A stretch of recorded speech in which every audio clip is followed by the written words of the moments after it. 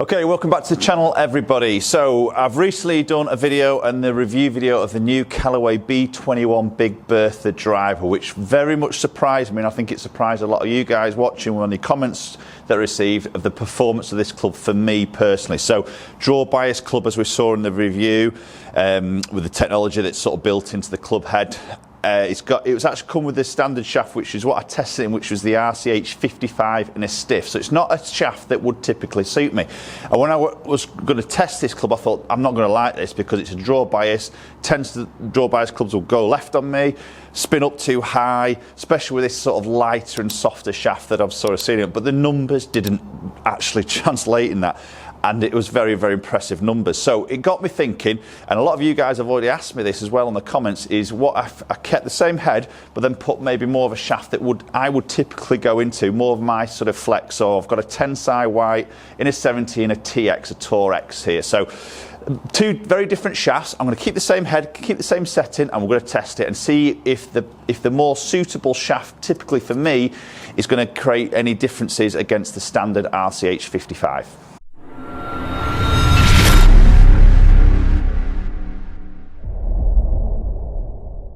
Okay, so I'm going to start off with the one that I did in the review, the RCH 55 in a stiff flex. 9-degree head, set at 9-degree in a neutral setting. So I've not played around with the neck setting at all on this.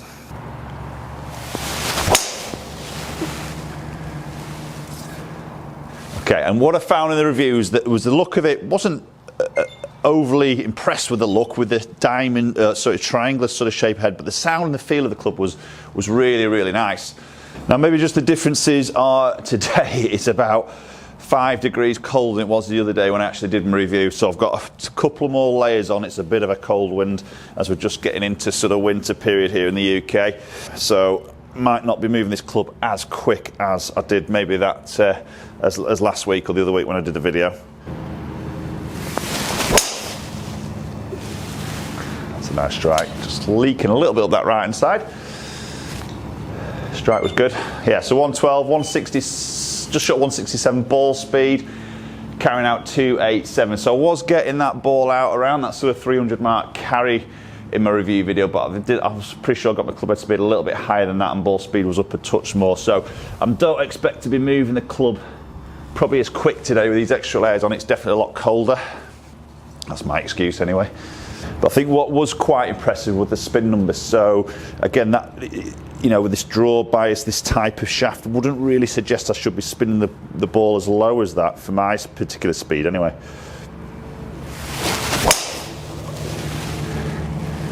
That's a good hit. It's a lovely piercing ball flight. Yeah, 1900 spin, 276.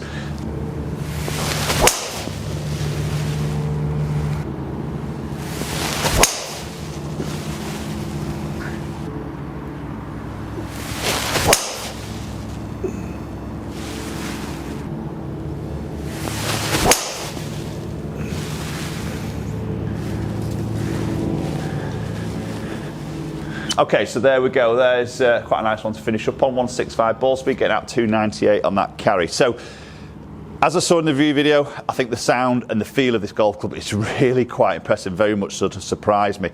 Maybe not quite as long as what I saw in the review video, but again, we know I've got a few more layers. I'm probably not moving that club as quick.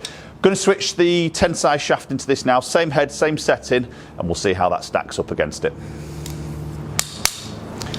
Okay, so as I mentioned, we've got Tensei white, it's a 70 and it's a TX, so that stands for Tour Extra Stiff. So typically a bit more of a shaft that I would go into, a little bit more weight, a little bit more stable obviously in the makeup of the shaft and also the stiffness as well.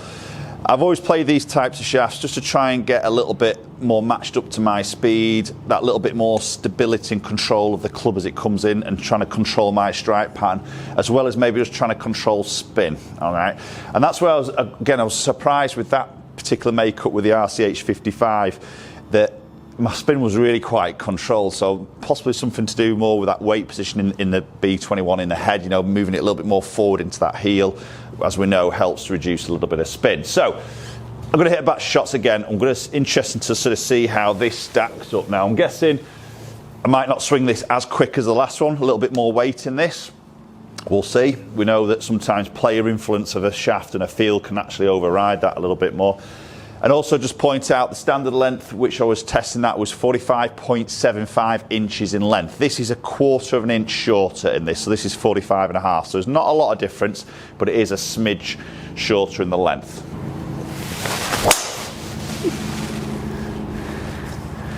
Okay, so that's a good first opening shot. Definitely feel the difference of the weight, very, very sort of noticeable. And straight away there, 108, we've just dropped a tiny bit of club head speed there. Spin was quite low. It felt very solid off the club face.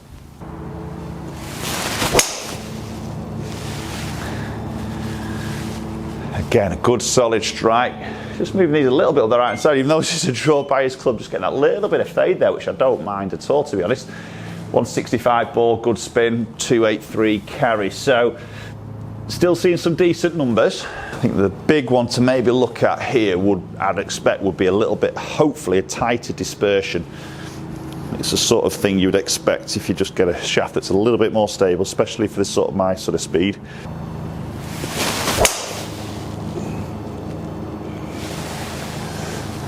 That's a good strike, just a little bit up that left hand side. Slight pulley on that one. Flight was really good, quite powerful. So we've seen that spin definitely is a little bit lower. Obviously that slight pull one there is just going to, obviously club face is just slightly closed, which is obviously going to control that spin a little bit. That's a nice shot. Very solid. Yeah, 113, so got through that one a little bit more. 167, 289 spin on that 2000.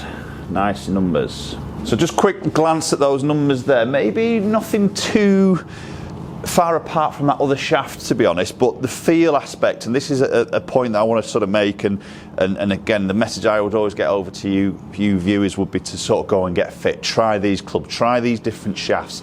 How that influences and how that feels to you as a golfer. Some golfers like a heavier feel, some like a lighter feel.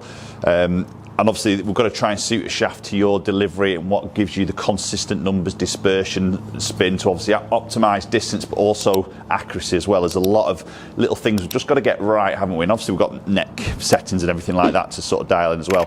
But the feel I find through fitting sessions with golfers, the feel of the club is really, really important. That helps a lot with sort of strike patterns as well. And obviously the difference with these is a big chunk of feel, is a big weight difference, and to be honest this feels a little bit harder work. I can tell it's much more stable, it's a much more stiffer shaft, and sometimes just takes that little bit of feel away, isn't it? If you get something that's very sort of solid, very stable, sometimes creates a little bit more of a deader feel to it. So I think the player has to weigh that up. Is that a good feel? Is it a bad feel? Could you cope with that? Does it feel a little bit hard work? Does it feel like you can move it on those, maybe those, like today for instance, a cold day here, I've got a few more layers on, I need to move that club a little bit sort of quicker, but I know I'm going to drop a little bit of speed because of just the conditions. So, you know, all those little things you just got to take into account.